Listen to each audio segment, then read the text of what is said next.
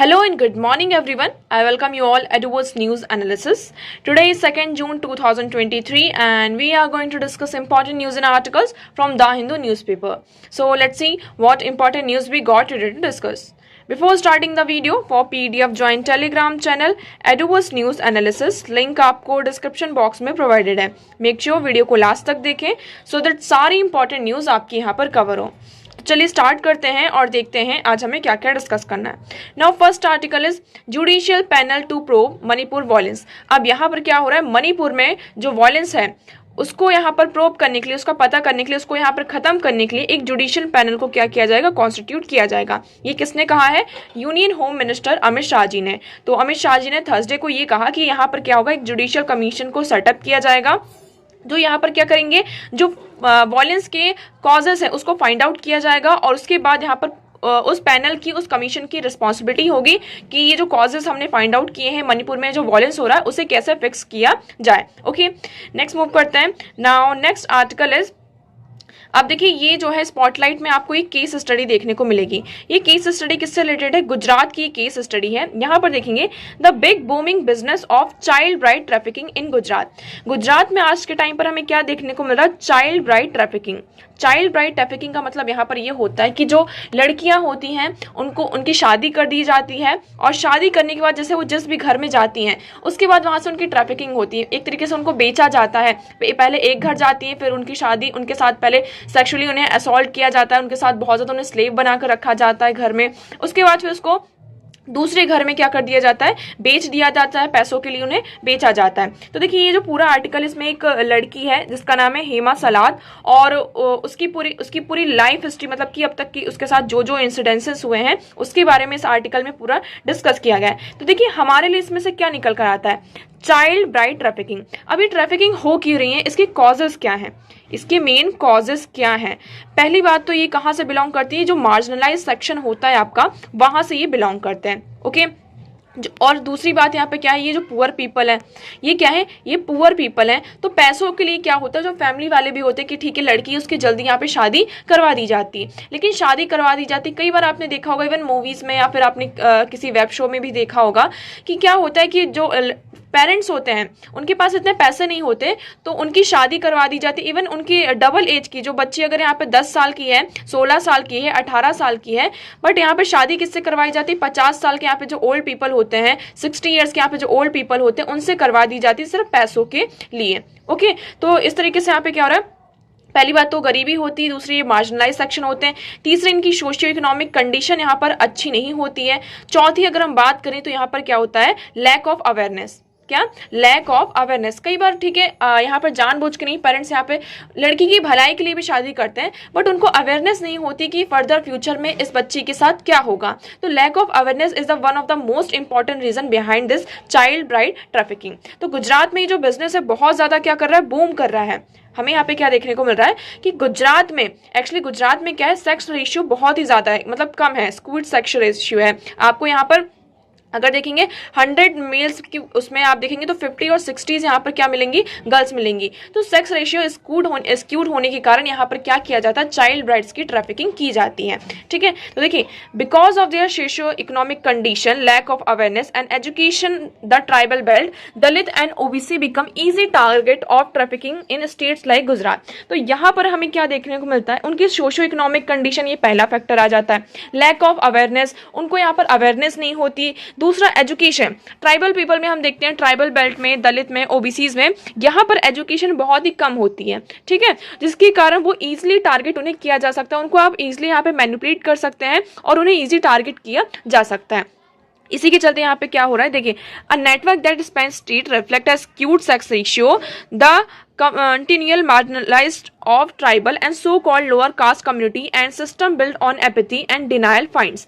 तो यहाँ पे क्या होता है, जैसे कई बार क्या होता है कि ठीक है हमने यहाँ पे बच्चे की शादी कर दी, यहाँ पर बच्ची है उसकी हमने शादी कर दी, हमने यहाँ पर नहीं पता था, लैक ऑफ अवेयरनेस थी, हमें नहीं पता था कि बच्चे के साथ यहाँ पर क्या होने वाला है इन फर्दर फ्यूचर, कि यहाँ पर ट्रैफिकिंग उनके जो ससुराल वाले हैं, इन लॉज हैं, क्या करने वाले हैं. बट जब हमें पता भी चलता है उसके बाद भी क्या है, लैक ऑफ एपैथी, यहाँ पर सिस्टम ऑफ एपैथी नहीं है. और अगर उन्हें पता भी चलता है तो लोग उसके बारे में पता नहीं करना चाहते.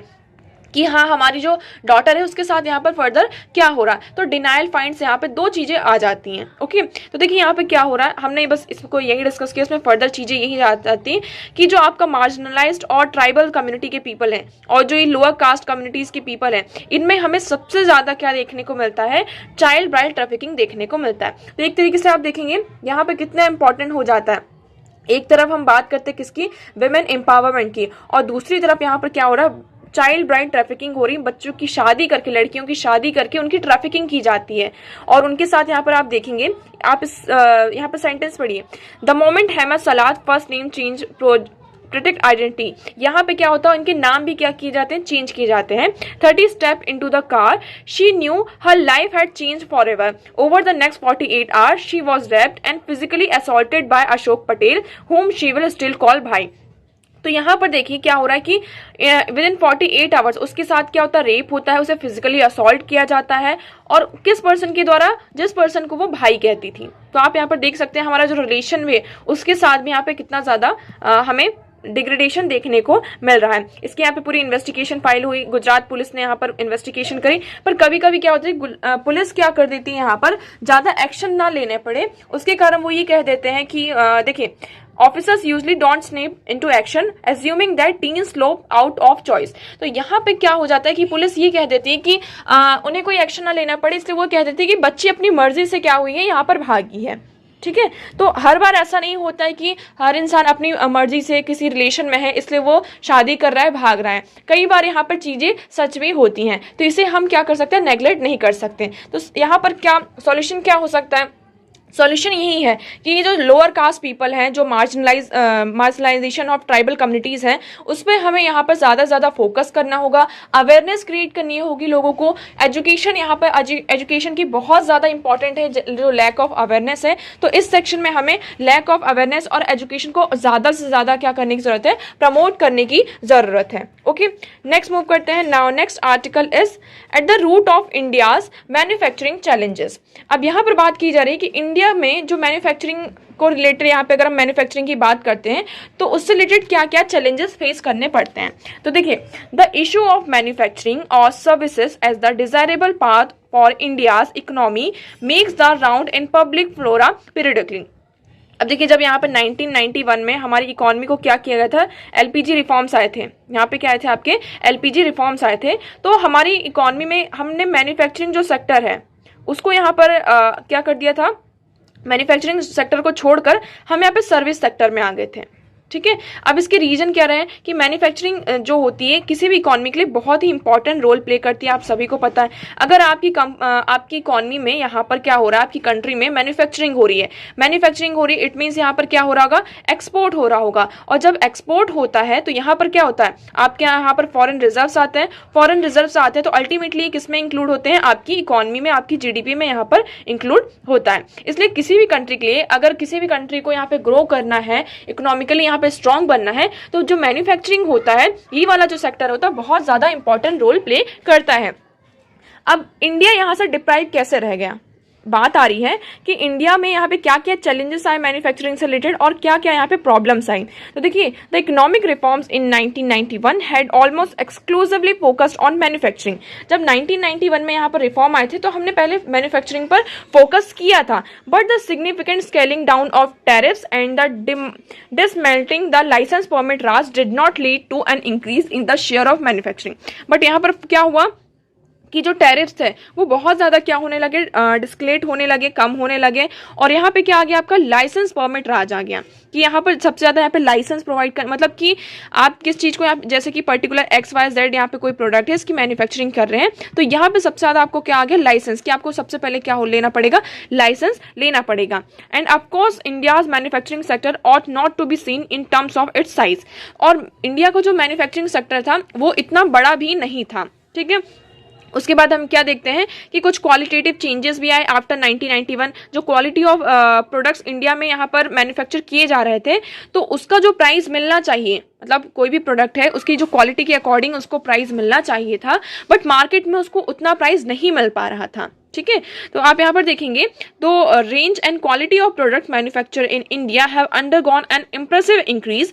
The rice quality rising quality and variety of goods produced without the expansion of manufacturing in relation to the economy suggest a rising inequality of income। तो देखिए हमारे प्रोडक्ट का क्या होता था, पहले की बात हो रही, अभी की नहीं। क्वालिटी तो बहुत अच्छी होती थी, उसकी बेसिस पर यहाँ पर जो इनकम होती थी वो बहुत कम होती थी। तो एक तरीके से यहाँ पे क्वालिटी और इनकम के बीच में क्या थी, इनइक्वालिटी थी, जिसकी वजह से हमारे जो मैन्युफैक्चरिंग सेक्टर से हम यहाँ पर कहाँ बूम होते हैं, सर्विस सेक्टर की तरफ यहाँ पर आगे बढ़ते हैं। अब 1990 के बाद हम बात करते हैं, फिर यहाँ पर गवर्नमेंट का जो नेक्स्ट व्यू आता है, हमारी 2014 में जो न्यू गवर्नमेंट आती है वो यहाँ पर फोकस करती किसमें, कि हम अब क्या करेंगे, मैन्युफैक्चरिंग सेक्टर पर ज्यादा फोकस करेंगे। क्योंकि अगर आपकी इकोनॉमी में क्या हो रहा है, मैन्युफैक्चरिंग हो रही है, इसीलिए हमारा क्या आता है, आपका मेक इन इंडिया प्रोग्राम आता है। हमारी जो फॉरेन डायरेक्ट इन्वेस्टमेंट है, इसमें सबसे ज्यादा हमने किस पे एम्फेसिस किया, मेक इन इंडिया पे यहाँ पे एम्फेसिस किया।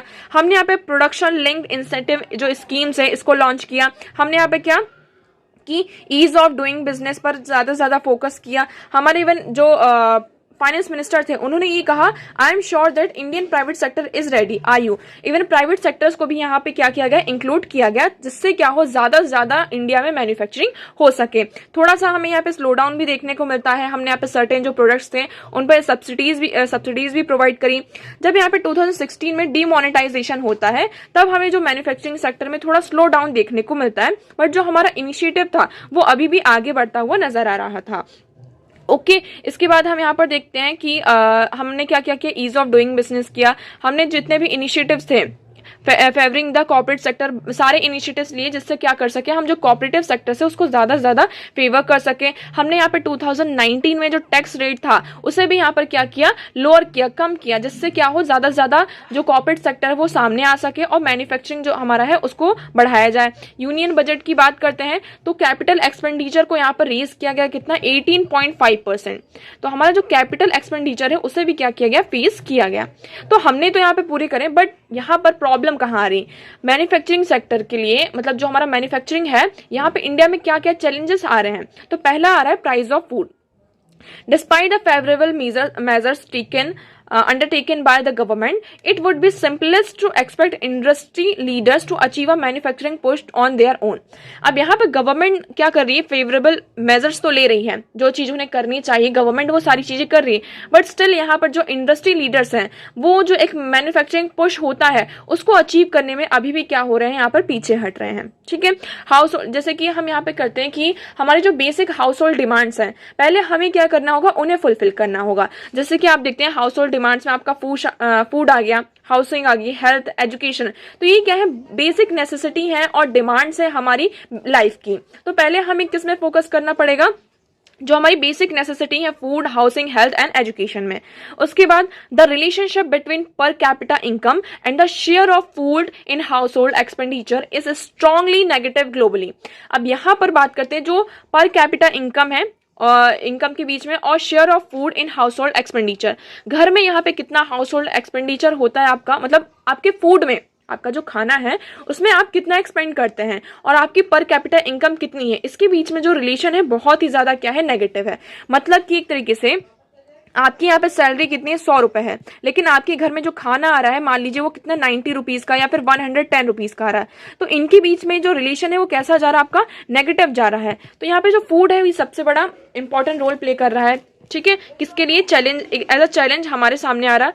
With the richest countries such as United state and Singapore having low such shares on the large economy of the world, the share of food is the largest in India. अब largest economy की बात करते हैं तो India में जो food का share है वो सबसे ज्यादा है ना, and it's GDP per capita is lowest. But जो जीडीपी पर कैपिटा की बात करते हैं, मतलब हम यहाँ पे प्रोडक्शन किस चीज का ज्यादा करते हैं, फूड का ज्यादा प्रोडक्शन करते हैं। आप ऐसा देखिए, फूड का ज्यादा प्रोडक्शन करते हैं, और जो फूड होता है आपका जो एग्रीकल्चर सेक्टर, मतलब कि हमारा जो ज्यादातर जो सेक्टर है वो पीपल है वो कहाँ इंगेज है, एग्रीकल्चर सेक्टर में, किसमें, फूड में। और फूड की अगर जब हम बात करते हैं तो जो हमारी जीडीपी होती है उसमें उसका अगर हम रोल देखें, जीडीपी में फूड का जो रोल देखते हैं, पर कैपिटा देखते हैं, तो कितना आता है, लोएस्ट आता है, बहुत ही कम आता है। ठीक है, अब देखिए इसमें यही है कि मतलब हमारा जो आपकी आधी जो आपकी पॉपुलेशन है वो कहाँ इंगेज है, एग्रीकल्चर सेक्टर में इंगेज है, आपका फूड सेक्टर है वहाँ इंगेज है। ठीक है, इसलिए बट जो फूड सेक्टर का जब हम कंट्रीब्यूशन देखते हैं हमारी इकोनॉमी में तो वो बहुत ही ज्यादा क्या है, लोएस्ट है। तो industrial leaders have no control over the demand side of the equation. तो यहाँ पर जो इंडस्ट्री है वहाँ पे ये कहा जा रहा है कि जो इंडस्ट्री के लीडर्स हैं उनका कोई भी कंट्रोल नहीं है demand side of the population पर।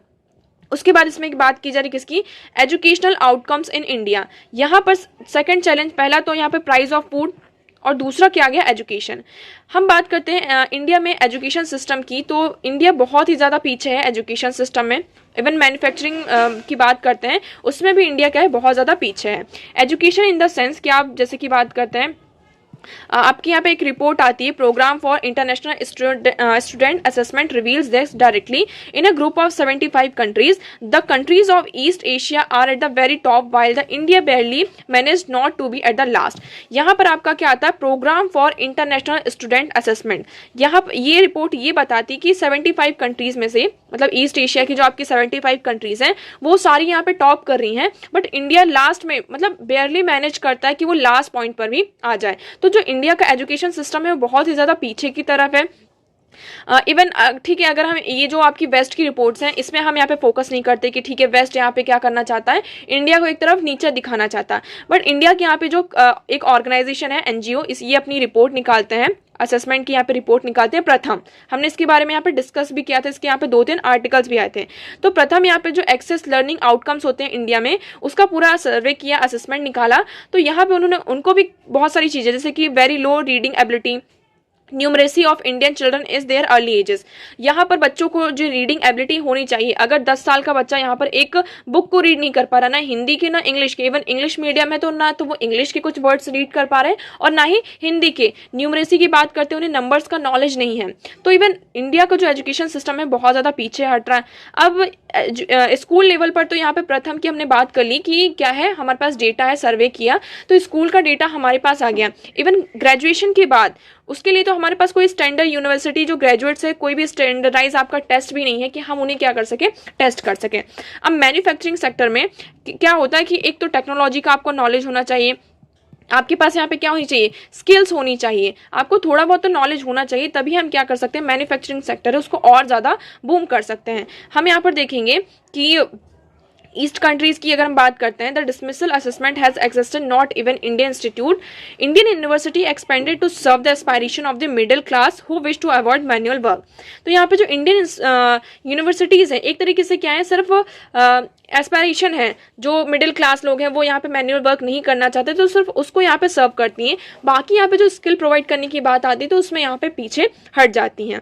ठीक है, तो सबसे ज़्यादा इसमें हमें किस पे फोकस करना होगा कि हमारा जो फूड प्राइसिंग है और एजुकेशन सिस्टम है। एजुकेशन क्योंकि बहुत ही इंपॉर्टेंट रोल प्ले करता है हमारी मैन्युफैक्चरिंग में, हमारी जो रीडिंग एबिलिटी इन सारी चीज़ों में बहुत ज़्यादा इंपॉर्टेंट रोल प्ले करता है। तो देखिए, the economic reforms in 1991 were undertaken with Vue to raising the presence of manufacturing.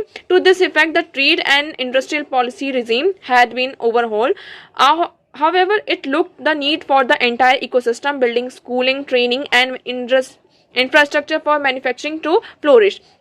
दूसरी इसमें देखिए बात की जाती है कि 1991 के बाद हमने यहाँ पे ये रेज किया था कि हम क्या करेंगे, मैन्युफैक्चरिंग सेक्टर की तरफ आगे बढ़ेंगे, बट कुछ चैलेंजेस आ रहे हैं। दूसरा एक आपका चैलेंज क्या आ रहा है, सबसे बड़ा इंफ्रास्ट्रक्चर का चैलेंज आ रहा है। यहाँ पर जो आइटम्स का एक्सपोर्ट और इम्पोर्ट होता है तो किसके थ्रू होता है, पहले तो आपका सी पोर्ट के थ्रू होता है।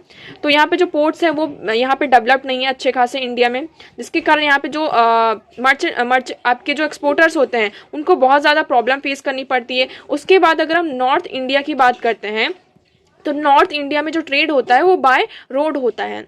किसके थ्रू होता है, बाय रोड होता है, जिसके कारण यहाँ पे बहुत ज़्यादा प्रॉब्लम होती है। तो हमने यहाँ पे 3 चीज़ें देखी, पहला एजुकेशन, दूसरा आपका इंफ्रास्ट्रक्चर और तीसरा यहाँ पे क्या आ गया, प्राइस ऑफ फूड। जो हमारा largest sector of the India कहाँ पे इन्वॉल्व है, एग्रीकल्चर में है, और बट फूड की जो प्राइसिंग है वो इतनी ज़्यादा हाई है जिसको हम यहाँ पे सिर्फ जो हमारी बेसिक नीड्स हैं हम उसी से सिर्फ क्या कर पाते हैं, मीट कर पाते हैं। ओके, तो these are the challenges which are faced by the manufacturing sector in India. Next move करते हैं। Now next article is central Asian foreign policy multi vectorism pays off. अब यहाँ पर सेंट्रल एशिया क्या है, मल्टी वेक्टोरिज्म, ये 2 चीज़ें आपके लिए इंपॉर्टेंट हो जाती हैं। हम सेंट्रल एशिया की बात करते हैं, ये हमारे एशिया का मैप है। पहले हम एशिया का मैप देखते हैं।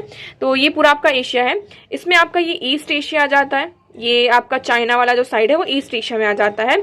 ये जो आपका इंडिया, यहाँ पे अफगानिस्तान है, सॉरी पाकिस्तान, ये आपका साउथ एशिया आता है, ये साउथ वेस्ट एशिया हो गया, ये रशिया वाला आपका जो साउथ साइड हो गया वो नॉर्थ एशिया हो गया, और ये जो ब्लू वाला पार्ट है ये आपका हो गया सेंट्रल एशिया, और इधर से ये जो कंट्री है वो साउथ ईस्ट एशिया हो गई। ओके तो ये आपका एशिया का मैप है, आपको यहाँ पे क्लियर होगा, east Asia, south west Asia, central Asia, north Asia and south east Asia. अब हम सेंट्रल एशिया की बात करते हैं। सेंट्रल एशिया में कौन कौन सी कंट्रीज आ जाती हैं? तो सेंट्रल एशिया में आपका कौन आता है? Kazakhstan, Uzbekistan, Turkmenistan, Kyrgyzstan, Tajikistan, Afghanistan, okay, और अजरबैजान। तो ये आपकी किस में आती है? सेंट्रल एशियन कंट्रीज हैं। Okay, what are Central Asian countries? आप एक बार फिर से यहाँ पे देख लीजिए, रशिया से यहाँ पे बॉर्डर लगता है। सेंट्रल एशिया कंट्रीज है, आई कैसे? आप सभी को पता है कि जब सोवियत यूनियन के यहाँ पे डिसइंटीग्रेशन होता है उसके बाद ये यहाँ पे क्या बनती हैं? आपकी सेंट्रल एशिया ये जो कंट्रीज है यहाँ पे डिसइंटीग्रेट होकर ये कंट्रीज यहाँ पर बनती हैं। तो कौन कौन सी हैं? Kazakhstan, Uzbekistan, Turkmenistan, Kyrgyzstan, Tajikistan, Afghanistan और अजरबैजान। तो these are the Central Asian countries. अब यहाँ पर क्या है, अभी हाल ही फिलहाल में बिटवीन 18 एंड 19 में चाइना ने यहाँ पे क्या होस्ट किया है? C+C5 summit. C+C5 समिट, मतलब C का मतलब हो गया आपका चाइना एंड C5 मतलब आपकी जो सेंट्रल एशिया की 5 कंट्रीज हैं। कौन कौन सी? Kazakhstan, Kyrgyzstan, Tajikistan, Turkmenistan and Uzbekistan. तो ये सेंट्रल एशिया की जो 5 कंट्रीज हैं यहाँ पर इनकी एक समिट हुई है, ठीक है, in the city of Xi'an, the first of its kind. ये पहली समिट है which saw the participation of leaders of 5 central Asian countries. यहाँ पर जो सेंट्रल एशियन कंट्रीज के जो लीडर्स हैं उनका पार्टिसिपेशन हमें देखने को मिला। यहाँ पर किसकी बात की गई? कुछ डिक्लेरेशन साइंस हुए हैं, blueprint of the future development of China central Asia relation. तो यहाँ पर एक ब्लूप्रिंट ऑफ फ्यूचर डेवलपमेंट की बात की गई, किसके बीच में? China and central Asia relation के बीच में। ओके, उसके बाद यहाँ पे जो 10th एनिवर्सरी BRI प्रोजेक्ट जो चाइना का आपका बेल्ट एंड रोड इनिशिएटिव, इसकी यहाँ पे 10th एनिवर्सरी, इसको भी यहाँ पे सेलिब्रेट किया गया। और कॉपरेशन की बात की गई कि हम यहाँ पे जो कुछ न्यू स्ट्रेटेजिक पॉइंट्स है वहाँ पर क्या होगा? कॉपरेशन होगा। फोकस किया गया किसके ऊपर? People to people exchange, cultural Silk Road programme, issue of regional terrorism and extremism. तो इस समिट में इन सारी चीजों के बारे में क्या की गई? बात की गई। इसकी जो नेक्स्ट समिट होगी वो कहाँ पर होगी? कजाकिस्तान में 2025 में। अब एक तरीके से यहाँ पे क्या है, चाइना ने ये जो समिट ऑर्गेनाइज करके चाइना सेंट्रल एशिया जो समिट है, ये मैकेनिज्म यहाँ पे एक ऑफिशियली इनोग्रेट करता है कि चाइना अब धीरे धीरे क्या करेगा? इन कंट्रीज के साथ बायलैटरली भी इंगेज करेगा। ओके, अब some many view summit is the testament to a ever expanding Chinese influence in the region। और एक तरीके से हम यहाँ पर क्या, आप सभी को समझ में आ रहा होगा चाइना यहाँ पर क्या करना चाहता है? इस रीजन की तरफ अपना जो इन्फ्लुएंस है उसको एक्सपेंड करना चाहता है। इस तरीके के लिए हमें यहाँ पे समिट देखने को मिलती है। तो एक तरीके से चाइना यहाँ पे सक्सेसफुल हुआ उन कंट्रीज के साथ। यहाँ पर हमने बात किया कि central Asian countries have been able to successfully implemented a multi vectoral foreign policy that stretches beyond the Russia China axis. अभी जो सेंट्रल एशिया कंट्रीज हैं इनकी एक पॉलिसी है जिसको हम कहते हैं मल्टी वेक्टोरल फॉरेन पॉलिसी। अभी मल्टी वेक्टोरल फॉरेन पॉलिसी क्या होती है इसकी डेफिनेशन देखते हैं, उसके बाद हम आगे समझते हैं। तो multi vector foreign policy denotes a foreign policy approach which support friendly and predictable relation with all countries. अब देखिए ये डिसइंटीग्रेटेड, जब आपका सोवियत यूनियन यहाँ पर था, ये डिसइंटीग्रेट होता है, उसके बाद ये छोटे छोटे नेशंस निकल कर आते हैं। अब इनकी यहाँ पे पॉलिसी, फॉरेन पॉलिसी कैसी होनी चाहिए, इन्हें सिक्योरिटी कैसे मिलेगी, इन सारी चीज़ों के यहाँ पे जब बात करते हैं तो मल्टी वेक्टर फॉरेन पॉलिसी आती है। इन कंट्रीज ने क्या किया? मल्टी वेक्टर फॉरेन पॉलिसी को अडॉप्ट किया। इसका मतलब ये है कि जितनी भी आपकी कंट्रीज होंगी देश में, मतलब कि पूरे वर्ल्ड में आपकी जितनी भी कंट्रीज हैं, तो उनके साथ पहले हमारे नेशनल जो इंटरेस्ट है उसको ध्यान में रखते हुए सबके साथ हमारा कैसा रिलेशन रहेगा? एक फ्रेंडली और प्रिडिक्टेबल रिलेशन रहेगा। This foreign policy approach is distinct from one which country develop closer tie with one nation. ये थोड़ी आपकी अलग अप्रोच है, मतलब ये जो पॉलिसी है अलग है। जैसे क्या होता है कि हम क्या कर लेते हैं कि किसी एक कंट्री के साथ हमारे बहुत ज़्यादा क्लोज रिलेशन हो गए, बहुत ही स्ट्रॉन्ग रिलेशन हो गए, उसके बाद अब उसके साथ अगर उसके कोई दुश्मन आ रहे हैं तो उनके साथ हमारी भी दुश्मनी हो गई, और अगर उनके कोई फ्रेंड्स हैं तो उसके साथ भी हमारी फ्रेंडशिप हो गई। बट ये जो मल्टी वेक्टर फॉरेन पॉलिसी है इसमें क्या होता है, आपकी नॉर्मल रिलेशन होते हैं, जैसे कि हाँ आपके यहाँ पे कुछ इंटरेस्ट है, हमारे भी इंटरेस्ट है, तो हाँ ठीक है हम एक साथ यहाँ पर आ जाते हैं, भले आपकी इस कंट्री के साथ यहाँ पे रिलेशन कैसे भी हो, अलग हो कैसे भी हो, उससे यहाँ पे फर्क नहीं पड़ता है। तो यहाँ पे बहुत ज़्यादा क्लोज टाई नहीं होते हैं, हर कंट्री के साथ यहाँ पे फ्रेंडली और प्रेडिक्टेबल रिलेशंस होते हैं। ओके, ये कहाँ से ओरिजिनेट हुआ था, हमने अभी इसकी बात करी। तो the foreign policy is characterised of the foreign relation of 5 Central Asian republics: Kazakhstan, Uzbekistan, Turkmenistan, Tajikistan, Kyrgyzstan. However, the chief exponent of multi-vector foreign policy, Kazakhstan leader Nazarbayev, who stated that multi-vector foreign policy means the development of predictable and friendly relation with all countries. तो ये foreign policy का अगर हम head मानते हैं, chief exponent कौन थे, Kazakhstan के जो लीडर्स थे, उन्होंने ये कहा कि यहाँ पर ये जो फॉरेन पॉलिसी है, इसका मतलब ये है कि हम क्या कर रहे हैं, एक प्रेडिक्टेबल और फ्रेंडली रिलेशन बना रहे हैं सारी कंट्रीज के साथ में। इसकी इंपॉर्टेंस देखते हैं मॉडर्न टाइम में क्या हो जाती है। तो the name of multi-vector foreign policy may be new, but its elements are old and found in foreign policy of non-alignment followed by India during the Cold War. अब आपको ये नाम थोड़ा अलग लग रहा होगा कि ये मल्टी वेक्टर फॉरेन पॉलिसी क्या है, बट इसको ये नाम नया है, बट इसके जो एलिमेंट्स हैं वो हमारे पुराने ही हैं। जैसे कि इंडिया की जो नैम पॉलिसी थी, नॉन अलाइनमेंट मूवमेंट, इसमें हमने कहा था कि हम किसी भी कंट्रीज के साथ नहीं हैं। यहाँ पर हम क्या देखेंगे, हमारे जो नेशनल इंटरेस्ट है वो किसके साथ मैच होते हैं, और उसी के साथ हम उन कंट्रीज के साथ क्या करेंगे, हमारे रिलेशन को स्टैब्लिश करेंगे, फ्रेंडशिप यहाँ पर करेंगे। India's present principle of strategic autonomy also share core elements of multi vector foreign policy in practice. तो इंडिया की यहाँ पर हम बात करते किसकी, स्ट्रेटेजिक जो ऑटोनॉमी है, तो उसके जो एलिमेंट्स है वो भी क्या करते हैं, मैच करते हैं हमारी मल्टी वेक्टर पॉलिसी से। तो दिस इज यहाँ पर बात कर रहे हैं किसकी, यूनिपोलर वर्ल्ड में, और सिर्फ बायपोलर वर्ल्ड में ही नहीं, यूनिपोलर वर्ल्ड में ये जो मल्टी वेक्टर पॉलिसी हो जाती है, बहुत ज़्यादा क्या हो जाती है, हमारे लिए इंपॉर्टेंट हो जाती है। अब देखिए इन यहाँ पर जो कंट्रीज हैं, पाँचों कंट्रीज का बताया गया कि किस तरीके से इन्होंने यहाँ पर उनकी जो मल्टी वेक्टर पॉलिसी है, फॉरेन पॉलिसी है, उसको इम्प्लीमेंट किया है। तो सबसे पहले बात करते हैं the basic parameter for Turkmenistan foreign policy since independence in 1991 has been countries official status of neutrality. तो यहाँ पे तुर्कमेनिस्तान ने किस में फोकस किया, न्यूट्रलिटी में फोकस किया। ओके, इसको यहाँ पे सक्सीड किया। अभी भी वो कैसा स्टेट है, एक न्यूट्रल स्टेट की बात यहाँ पर की जाती है। उज्बेकिस्तान की बात करते हैं, इनकी मेन प्रायोरिटी किस में रही फॉरेन पॉलिसी में, regional security in central Asia. तो उज्बेकिस्तान की यहाँ पे जो मेन प्रायोरिटी थी क्या, रीजनल सिक्योरिटी, कि हमें यहाँ पे सबसे ज़्यादा किसको मेंटेन करना है, रीजनल सिक्योरिटी को मेंटेन करना है। इसीलिए वहाँ में उन्होंने डायरेक्शन दी है कि जैसे कि अभी इस टाइम पर बात कर रहे हैं प्रिकॉशियस इन्वायरमेंट, रीजनल सिक्योरिटी किससे यहाँ पर, जैसे कि अफगानिस्तान में यहाँ पे इन्वायरमेंट है, उससे यहाँ पे बचने के लिए। और इनकी जो प्रायोरिटी थी, तो उन्होंने अपने जो रिलेशन थे कॉमनवेल्थ ऑफ इंडिपेंडेंट जो स्टेट्स हैं उनके साथ यहाँ पे रिलेशन को मेंटेन किया। रशिया के साथ, चाइना के साथ, United states, European union, Turkey, south Korea, Japan, Malaysia, Indonesia, Singapore, Vietnam, सबके साथ यहाँ पे क्या कहा, एक इंडिपेंडेंट रिलेशन को स्टैब्लिश किया गया। ओके, किर्गिस्तान की बात करते हैं तो पोस्ट इंडिपेंडेंस के बाद में इन्होंने भी क्या किया, मल्टी वेक्टर जो पॉलिसी है इसको यहाँ पे चूज किया। हम यहाँ पे देखते हैं इन्होंने रशिया को भी, इनकी जो जब यहाँ पर इनके जो फर्स्ट प्रेसिडेंट थे, इलेक्शन 2021 में इलेक्शन हुआ था, उसके बाद से उन्होंने सबसे पहले जो विजिट करी थी किसकी, रशिया की विजिट करी थी। और उन्होंने रशिया को, अभी भी रशिया को क्या मानते हैं, उनका मेन सिक्योरिटी पार्टनर यहाँ पर मानते हैं, क्योंकि उस रीजन में अभी हम बात करें किसकी, जो हमारा सेंट्रल एशिया रीजन है, तो वहाँ पे रशिया भी आ जाता है। तो उस रीजन में अभी सिक्योरिटी, आपका जो नेट सिक्योरिटी प्रोवाइडर कौन हो सकता है, भले ही यहाँ पे रशिया यूक्रेन वॉर चल रहा है, बट रशिया आपका यहाँ पर नेट सिक्योरिटी प्रोवाइडर हो सकता है।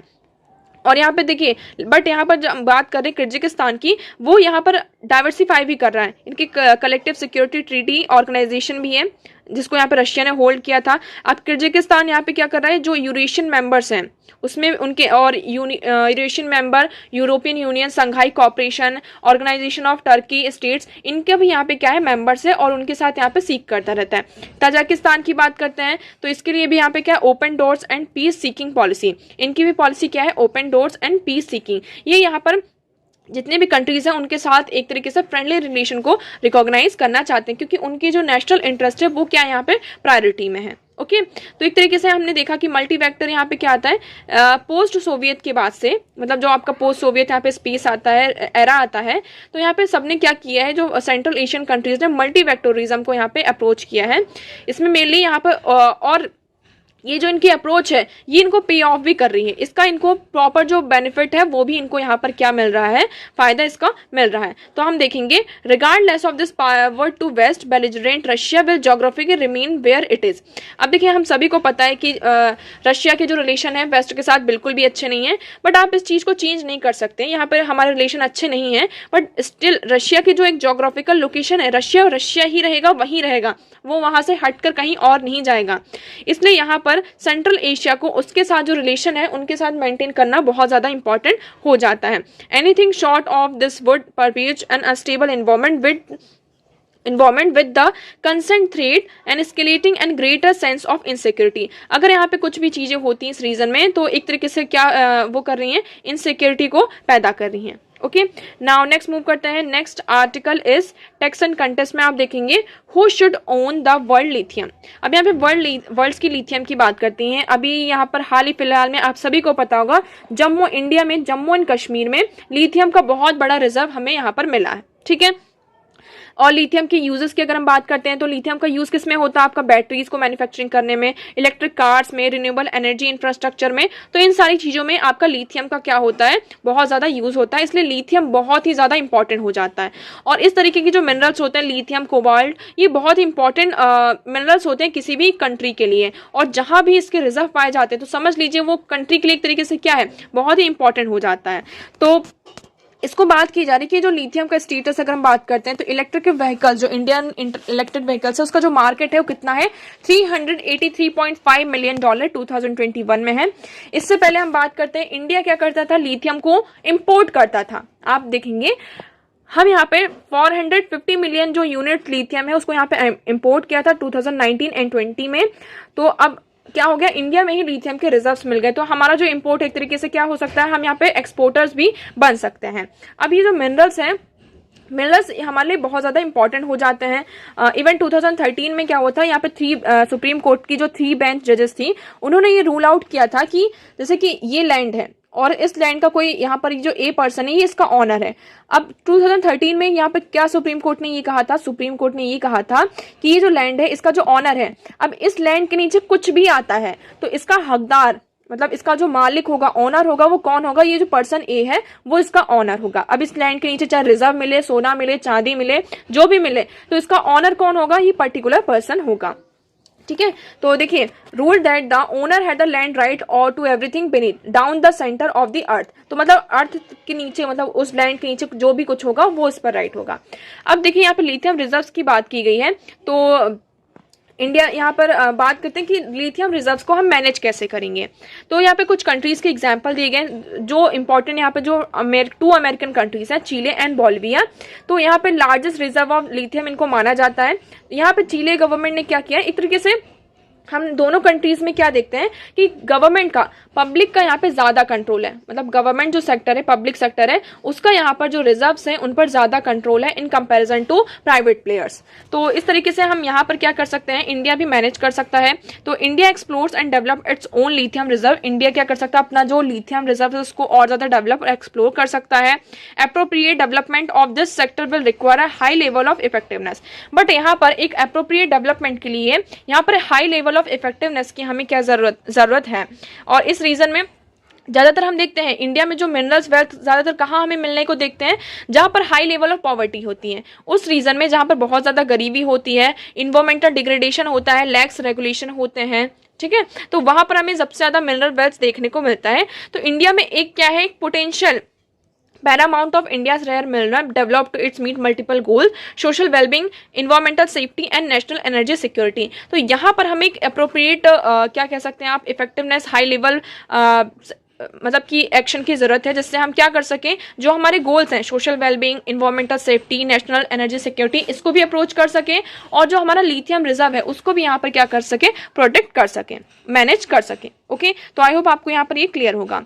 नेक्स्ट मूव करते हैं। Next article is India Nepal sign pact on energy transport. अब आप सभी को पता है यहाँ पर जो नेपाल के प्राइम मिनिस्टर हैं प्रचंड जी, वो इंडिया की 4 डेज की विजिट में आए हुए हैं। और इस 4 डेज की विजिट में हमने कल क्या देखा कि इंडिया ने यहाँ पर और नेपाल ने क्या किया है, एनर्जी और ट्रांसपोर्ट सेक्टर में पैक्ट साइन किए हैं। आप यहाँ पर देखेंगे कि 2014 में क्या हुआ था, जब यहाँ पर हमारी न्यू गवर्नमेंट नरेंद्र मोदी जी की गवर्नमेंट आती है, तो उनकी यहाँ पे जो विजिट हुई थी नेपाल में हुई थी, पहली विजिट उनकी, मतलब कि उन्होंने भी नेपाल को विजिट किया था और वहाँ पे बात की गई थी कि हम नेपाल के साथ जो हमारे रिलेशन से टाइज को इस्टेब्लिश किया जाएगा।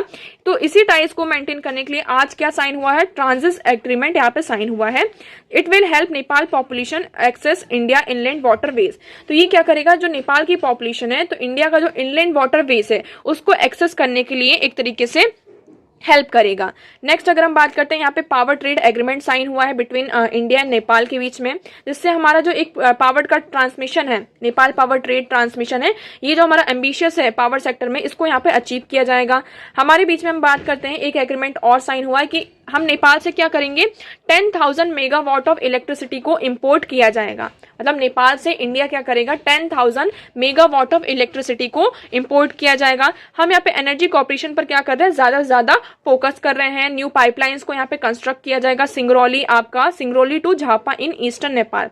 तो नेपाल में जो सिंगरौली से लेकर झापा तक जो आपका ईस्टर्न नेपाल है, आप ये नेपाल ऐसा होता है, तो इसका जो ईस्टर्न पार्ट है, तो यहाँ पे सिंगरौली से झापा तक क्या किया जाएगा, पाइपलाइंस को कंस्ट्रक्ट किया जाएगा। ज्यादा से ज्यादा यहाँ पे फोकस हो रहा है। ओके, यहाँ पर जो हाइड्रो पावर एग्रीमेंट साइन हुआ है किसके बीच में, lower Arun hydro electric project between SGVN India and investment board of Nepal के बीच में यहाँ पे ये एग्रीमेंट साइन हुआ है। तो हमने यहाँ पर देखा कि क्या हुआ है, भले हमारे बीच में थोड़े बहुत कन्फ्लिक्ट रहते ही हैं, हर नेशन के बीच में थोड़े बहुत यहाँ पे अनबन होती है, बट स्टिल यहाँ पर हमारे जो रिलेशन है नेपाल के साथ अच्छे हैं। और अभी हाल ही फिलहाल में हमने एनर्जी और ट्रांसपोर्ट सेक्टर को क्या किया है, यहाँ पे वेरियस पैक्ट्स को साइन किया है।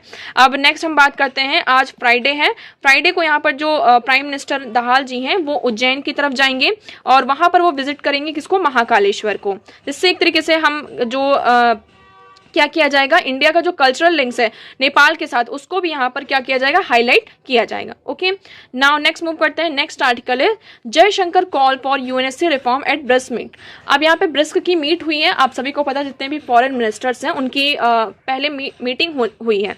तो इस मीटिंग में बात की है किसने, हमारे जो एक्सटर्नल अफेयर मिनिस्टर हैं, उन्होंने ये कहा कि जो UNSC है, यूनाइटेड नेशन सिक्योरिटी काउंसिल, यहाँ पर हमें रिफॉर्म्स की बहुत बड़ी जरूरत है। ठीक है, तो call brisk nation to demonstrate their sincerity in reforming multilateral institution in including the UN Security Council। तो मेनली अभी इन्होंने किस पर फोकस किया है कि जो मल्टीलेटरल हमारे इंस्टीट्यूशंस हैं उनमें रिफॉर्म की जरूरत है, बहुत ही सिंसियरली रिफॉर्म की जरूरत है, और साथ साथ जो हमारा UNSC है वहां भी हमें रिफॉर्म की जरूरत है। ओके, नाउ नेक्स्ट मूव करते हैं। Next article is India Russia joint venture on Vande Bharat train hit hurdle. अब यहाँ पे जो आपका वंदे भारत ट्रेन का चल रहा है, ये किसके बीच का जॉइंट वेंचर है, इंडिया एंड रशिया के बीच में। ठीक है, अब इसमें हर्डल क्या आ रहे हैं, चैलेंजेस क्या आ रहे हैं, आप सभी को पता है। यहाँ पर क्या हो रहा है, रशिया और यूक्रेन का जो वॉर चल रहा है, जिसके कारण वेस्ट ने रशिया के ऊपर बहुत सारे सैंक्शंस लगाए हैं, और जो ये सैंक्शंस लगाए हैं जिसके कारण यहाँ पे जो मैन्युफैक्चरिंग हो रही है इसमें यहाँ पे हर्डल आ रहे हैं। हर्डल इन द सेंस कि जो ये ट्रेन के कुछ पार्ट्स हैं उसको इंपोर्ट किया जाता था वेस्टर्न यूरोपियन कंट्रीज से और अमेरिकन मैन्युफैक्चर से, बट इन्होंने अब क्या कर दिया, रशिया के ऊपर सैंक्शंस लगाए हैं, और उन्होंने ये कहा कि रशिया जिस भी प्रोजेक्ट में यहाँ पे इन्वॉल्व है, हम वहाँ पे क्या कर सकते हैं, जो आइटम्स है उनको इम्पोर्ट नहीं किया जा सकते। तो इस टाइम पर यहाँ पे जो ज्वाइंट वेंचर है वंदे भारत, उसमें यहाँ पर ये चीजें हर्डल बनती हुई नजर आ रही हैं। नेक्स्ट मूव करते हैं। Next article is India and China hold talks on LAC issue in new Delhi. अब आप सभी को पता है, फिर से यहाँ पे इंडिया और चाइना की जो LAC का हमारा लाइन ऑफ एक्चुअल कंट्रोल का जो इशू है, इसके बीच में बातचीत होने वाली है न्यू दिल्ली में। हम यहाँ पे फर्दर देखते हैं हमारे लिए क्या नेगोशिएशन से इस चीज से सामने निकल कर आता है। अब देखिए, आप सभी को पता है 2019 से यहाँ पे LAC में बातें चल रही हैं, बट कोई भी यहाँ पर एक कंक्रीट जो रिजल्ट होता है वो नजर नहीं आ रहा है, मतलब जो एक कंक्रीट रिजल्ट होना चाहिए वो सामने नहीं आ रहा है। अब देखिए, अभी यहाँ पे जो हमारी फॉरेन मिनिस्टर्स की मीटिंग भी हुई, चाइनीज फॉरेन मिनिस्टर्स की, तो उन्होंने बात करी कि हम क्या कर सकते हैं, पीस को मतलब कि पीस कर सकते हैं, पीस एस्टैब्लिश कर सकते हैं, और हमारे जो रिलेशंस उसको नॉर्मलाइज कर सकते हैं। बट हमें क्या करना होगा, जो हमारा बॉर्डर इशू है उसको डीलिंग करना होगा। हमारे जो रेस्ट ऑफ रिलेशंस है उसमें से बॉर्डर जो है उसको डीलिंग कर सकते हैं, और हमारा जो रिलेशन होगा वो नॉर्मलाइज होगा। बट यहाँ पे इंडिया ने इसको रिजेक्ट कर दिया है, कहा कि जब तक हमारे बॉर्डर डिस्प्यूट यहाँ पे सेटल नहीं होते तब तक हमारी चाइना के साथ कोई भी जो रिलेशंस है उसको हम यहाँ पे सेटल नहीं करेंगे। ओके, तो देखिए, आज इतना ही इंपॉर्टेंट आर्टिकल थे। आई होप आपको सारी चीजें यहाँ पे क्लियर होंगी। अगर आपको कोई भी डाउट है किसी भी चीज से रिलेटेड, तो आप कॉमेंट सेक्शन में पूछ सकते हैं। वीडियो कैसा लगा कॉमेंट सेक्शन में जरूर बताइएगा और प्लीज़ वीडियो को लाइक करिएगा, चैनल को सब्सक्राइब करिएगा. So that's for all today. Thank you so much for discussion.